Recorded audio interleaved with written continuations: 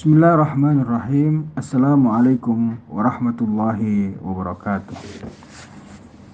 A'udzu billahi minasyaitonir rajim. Bismillahirrahmanirrahim. Innallaha ya'muru bil 'adli wal ihsan wa ita'i dzil qurba wa yanha 'anil fahsya'i wal munkari wal baghi. Ya'idukum la'allakum tadhakkarun. Fadhkurullaha yadhkurkum was'alu min fadli yu'tikum wa la dzikrullahi akbar. Kita sering mendengar ayat tersebut dibacakan. Ayat itu berbicara tentang Allah memerintahkan kepada kita untuk berlaku adil. Adil menurut bahasa berarti lurus, berada di tengah-tengah, tulus dan jujur. Secara terminologis, adil mengandung makna suatu sikap yang bebas dari ketidakjujuran dan diskriminasi. Dengan demikian, adil adalah tindakan yang didasarkan pada peraturan hukum yang berlaku dan bebas dari segala bentuk manipulasi maupun kecurangan. Orang yang bersikap adil adalah orang yang menjalani kehidupan dengan sesama sesuai hukum agama, hukum negara, dan hukum adat yang berlaku. Apa manfaat kita melakukan keadilan? Secara sosiologis tentu kita akan melihat keadilan akan menghasilkan atau menghindarkan perselisihan.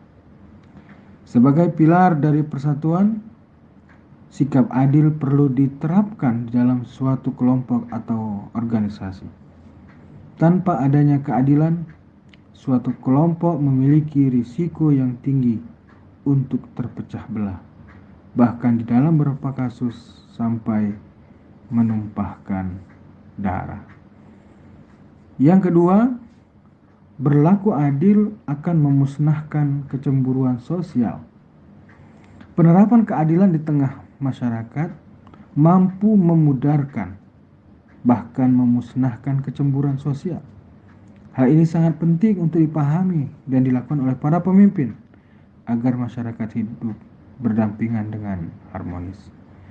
Kita baru saja menyaksikan beberapa kekerasan yang dilakukan oleh masyarakat dalam demo beberapa waktu yang lalu. Mengapa itu dilakukan? Karena pemerintah tidak berlaku adil. Ketika kelompok lain melakukan kesalahan langsung diproses, sementara ada kelompok yang mereka mendapatkan keistimewaan. Ketika mereka melakukan kesalahan, tidak dilakukan proses secara maksimal, sehingga menimbulkan kecemburuan sosial. Yang berikutnya, ketika kita menegakkan keadilan, akan melancarkan setiap aktivitas. Setiap elemen masyarakat yang menerapkan keadilan dan menjaganya dengan sepenuh hati akan menumbuhkan aktivitas yang berjalan dengan lancar.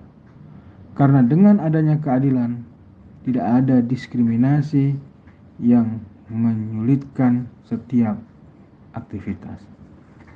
Kita sadar benar dan melihat benar ketika pemimpin yang berlaku adil, pasti masyarakat akan mendukung segala kebijakan-kebijakan yang dihasilkan.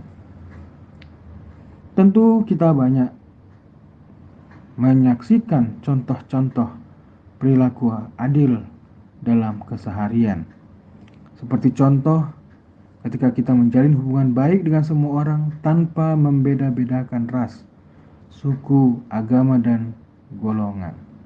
Bahkan Allah dalam Al-Quran berfirman, Ya ayyuhan nas, inna khalaqnakum min dzakarin wa untha wa ja'alnakum syu'uban wa qabaila lita'arafu. Allah menciptakan manusia dari suku-suku dan berbangsa-bangsa. Dan Allah tidak memuliakan seseorang karena sukunya. Allah tidak memuliakan kemuliaan karena keturunannya atau karena warna kulitnya.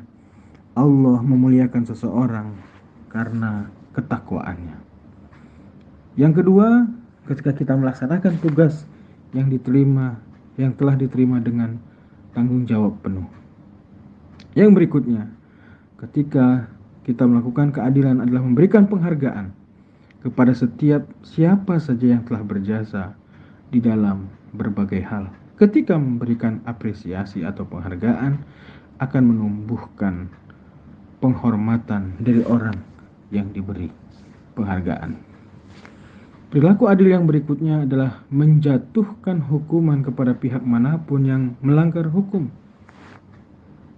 Rasulullah Shallallahu Alaihi Wasallam pernah bersabda, hancurnya suatu hukum pada suatu negeri, suatu negara apabila orang-orang kaya yang melakukan kesalahan hukum tumpul, tetapi bila orang-orang du'afa melakukan kesalahan, hukum begitu tajam. Demikian Bapak Ibu yang berbahagia, Assalamualaikum warahmatullahi wabarakatuh.